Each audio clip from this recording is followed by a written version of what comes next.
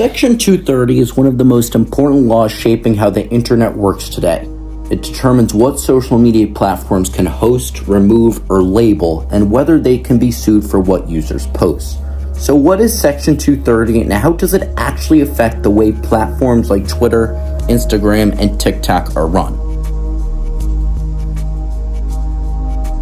Section 230 is part of the Communications Decency Act of 1996, and it does two essential things. First, it protects online platforms from being legally liable for content posted by their users.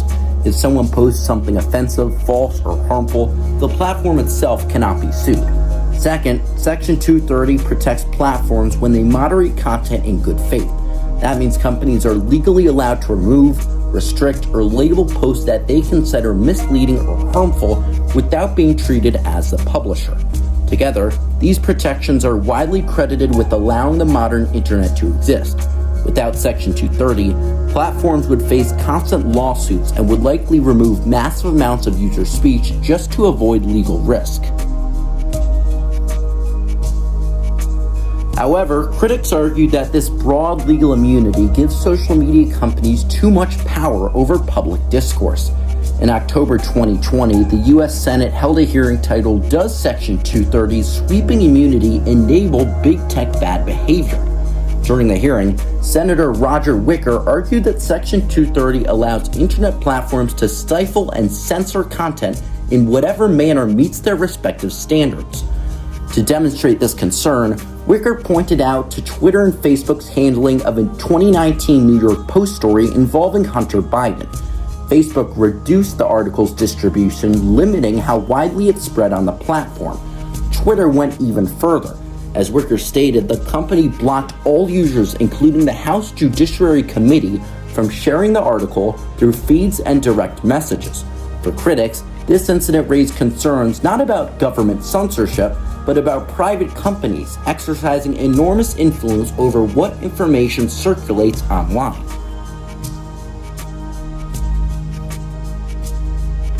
The issue came to the forefront during 2020 after Twitter decided to fact-check then-former President Donald Trump posts for containing inaccurate or misleading information.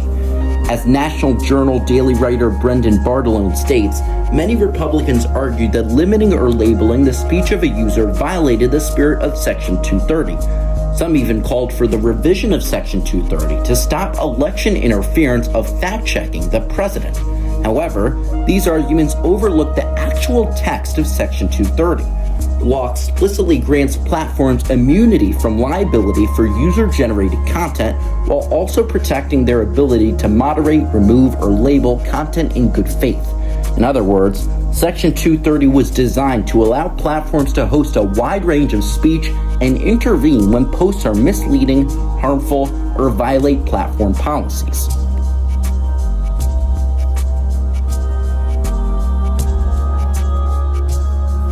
Still, the debate raised a deeper concern. Should a handful of private companies have so much power over what is seen? Legal scholars Nina Brown and Jonathan Peters address this question and say this, not that, government regulation and control of social media.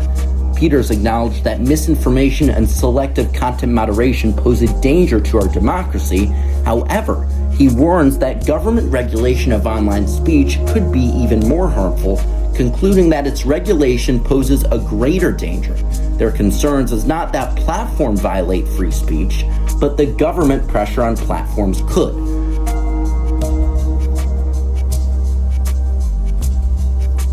But this is where the debate becomes even more complicated. Recent studies show that nearly half of all U.S. adults consume current event stories on social media, and that figure climbs to roughly 60% among teenagers, an age group that is increasingly reliant on apps like TikTok, Instagram, and Twitter as their primary news source. These trends make one thing clear. Social media apps have become one of the most influential distributors of news in modern society. When misinformation spreads faster than verified reporting, it fuels polarization and undermines trust in democratic institutions. While government censorship is a real danger, so is leaving powerful platforms completely unchecked. Section 230 was written to protect innovation, not to decide how much influence tech companies should have over democracy. And that's why, nearly 30 years later, it remains one of the most contested laws of the digital age. If this video helped clarify the Section 230 debate, like, subscribe, and share your thoughts below. Should Section 230 stay exactly as it is, or should its power be limited?